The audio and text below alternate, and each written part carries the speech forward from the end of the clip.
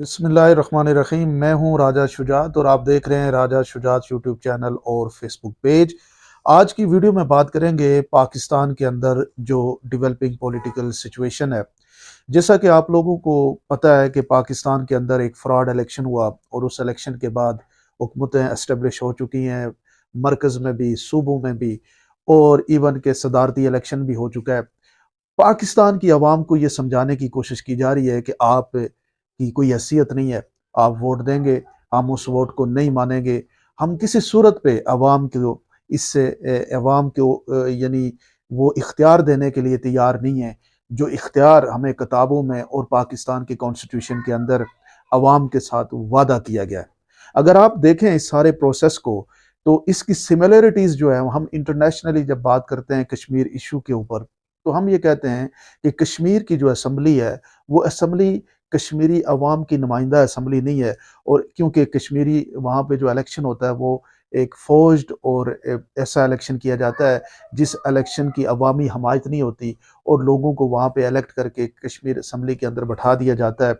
और उसके बाद जो है वो एक असम्बली का एक ढकोसला पिछले 60-70 साल से चल रहा है जो कश्मीरी अवाम की नुमाइंदगी नहीं करता। ये हमारा आर्गूमेंट होता है कश्मीर की असम्बली के ऊपर और कश्मीर इशू के ऊपर इंटरनेशनली।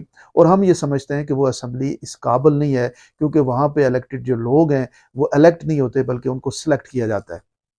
तो मुझे ये बताएं कि यही आर्गूमेंट आप अगर पाकिस्तान की असम्बली के ऊपर लगा लें जिसमें सरे आम आपके सामने मौजूद है, एक नहीं तकरीबन 30-40-60 50-60 ऐसी नशिस्तें जो नेशनल असम्बली की हैं और इसी तरह सूबाई असम्बली की बेशुमार नशिस्तें हैं जहाँ पे फॉर्म 45 के मुताबिक कोई और जीता है और फॉर्म 47 के मुताबिक किसी और को जितवा दिया गया है। और इतना बड़ी धांधली की गई है और जो धांधली का तरीकाकार इख्तियार किया गया, आप उन फॉर्म उसको देखें तो कटिंग करके जहाँ 5 था उसके आगे 1 लगा दिया, जहाँ 0 था उसके आगे 1 लगा दिया। मतलब सरेआम जो है वो धांधली की गई, अवामी मैंडेट के साथ जो है वो एक खिलवाड़ खेला गया। पाकिस्तान में कहा जाता है कि हमारे यहाँ बड़े बड़े लीडरों को हम सजाएं दे रहे हैं, इद्दत के ऊपर 10 साल की सजा दे देते हैं, एक घड़ी का केस बना के उसके ऊपर 10 साल की सजा दे देते हैं। तो ये बताएं कि ये पाकिस्तान की अवाम का सबसे बड़ा चोरी जो हुई है, ये जो इलेक्शन की चोरी है, इस चोरी को कौन किस तरीके से जस्टिफाई करेगा? इस चोरी के ऊपर फिर कितनी सजा होनी चाहिए? इस चोरी के ऊपर फिर पाकिस्तान की अदालतें आज तक खामोश क्यों हैं? आप देखें कि पूरा निज़ाम जो है वो एक सेंटर के साथ जिसे कहते हैं, आप यूं कहें कि कंप्रोमाइज्ड हो चुका है। पाकिस्तान के अंदर एक एस्टेब्लिशमेंट का एक लफ्ज़ इस्तेमाल किया जाता है और वो एस्टेब्लिशमेंट ना सिर्फ पाकिस्तान के फोर्सेस यानी जर्नल्स हैं, उसमें आपके ब्यूरोक्रेट्स भी मौजूद हैं, उसमें जजेस भी मौजूद हैं, उसमें बिजनेसमैन भी मौजूद हैं। इन सब का जो इंटरेस्ट है वो यही है कि वो ये पाकिस्तान की आवाम को उसका इख्तियार जो उनका आइनी हक है वो देने के लिए तैयार नहीं है।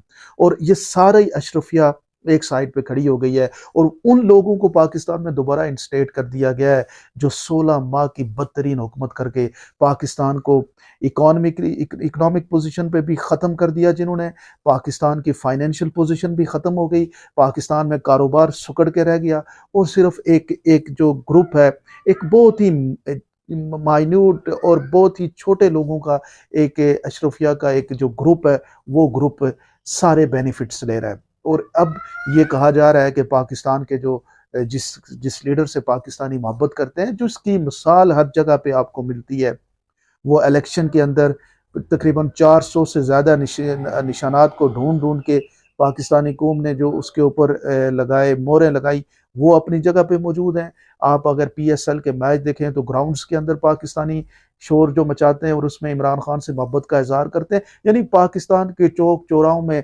पाकिस्तान की जो वास्ट मेजॉरिटी है वो उस खान साहब के साथ है। और उसी खान को ये कहा जाता है कि वो जनाब, अब ये सारे एक तरफ पे रह के भी फिर भी इनको मसला क्या है कि इमरान खान जो है वो हमारी बात नहीं सुनता। उसको आपने उसके ऊपर इल्ज़ामात लगा के, उसके ऊपर गिरफ्तारी करके, उसकी पार्टी को डिसमेंटल करके, उसके लीडर्स को डिस्क्रेडिट करके, उसके कारकुनों को गिरफ्तार करने के बावजूद भी आज ये कह रहे हैं कि जनाब इमरान खान जो है वो सियासत में जो है हमारे साथ बात क्यों नहीं करता।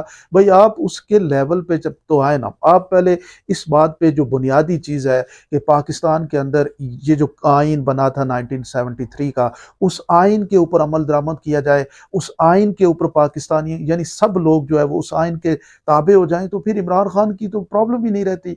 अब आप ये कहते हैं कि हम जो आइन है जिसके ऊपर आप आर्टिकल 6 की बातें करते हैं, उस आइन को डेविएट करने के बाद भी, पाकिस्तानियों का इलेक्शन चोरी करने के बाद भी इमरान खान साहब से आप ये कहें कि वो आपके साथ बैठ के बात करें, ऐसा पॉसिबल नहीं है। ऐसा अब पाकिस्तान की आवाम नहीं मानेगी। अभी पाकिस्तान को जो ज़रूरत है वो यही है कि पाकिस्तान के कॉन्स्टिट्यूशन के मुताबिक अमल किया जाए, पाकिस्तान के आइन के ऊपर अमल दरामद किया जाए, और आइन से जो भी बाहर जाए और आइन से जो भी डेविएट करे, पाकिस्तान के अंदर जो भी कानून और आइन और इखलाकियात से मुबर्रा हो, उसके ऊपर वही पाकिस्तान का आइन और कानून जो है वो अमल दरामद होनी चाहिए। इमरान खान के अलावा इमरान खान को भी कोई आप जो है वो आइन के मुताबिक जो चीज़ बनती है वो आप करें। लेकिन ये जो आप जोर ज़बरदस्ती करते हैं, जिस तरीके से आपने पार्टी को डिस्क्रेडिट किया, बल्ला ले लिया, आपको पता है कि अब इमरान खान को पार्टियों का मसला नहीं है। इमरान खान पाकिस्तानियों के दिलों में रहता है। पाकिस्तानी वो जो भी जमात बनाएगा, पाकिस्तानी उसी के साथ है। कोई फ़र्क नहीं पड़ता पीटीआई हो, कोई फ़र्क नहीं पड़ता बल्ला हो, बैगन हो, चमचा हो, कोई भी फ़र्क नहीं पड़ता। पाकिस्तान की कौम जो है, उनको अब ये फैसला हो चुका है पाकिस्तानी कौम का, और ये पाकिस्तानियों के दिलों में नक्श हो चुका है कि उन्होंने अपने मसाइल का हल की जो उम्मीद लगा रखी है वो इससे, ये जो टोला अभी मुसल्लत किया गया है, इससे नहीं है बल्कि इमरान खान से है। ना कि यानी आप ये देखें कि ज़बरदस्ती कुर्सियों में बैठ जाओ, ना आपको उसका इख्तियार है, ना आपके पास उसका कोई इखलाकी जवाज़ है, कुर्सियों पे बैठ जाओ और फिर आप ज़बरदस्ती पाकिस्तान की आवाम को एक डंडे के साथ हाँक के कहें कि ये 24 करोड़ भेड़ बकरियां आपके पीछे चल पड़ें और वो आपकी बात मान जाएं। ऐसा पॉसिबल नहीं है, क्योंकि 8 फरवरी के इलेक्शन में पाकिस्तान में एक इनकलाब आ चुका है। अगर इसको कोई नहीं मानता तो वो बहुत ही बड़ी डार्कनेस में रह रहा है।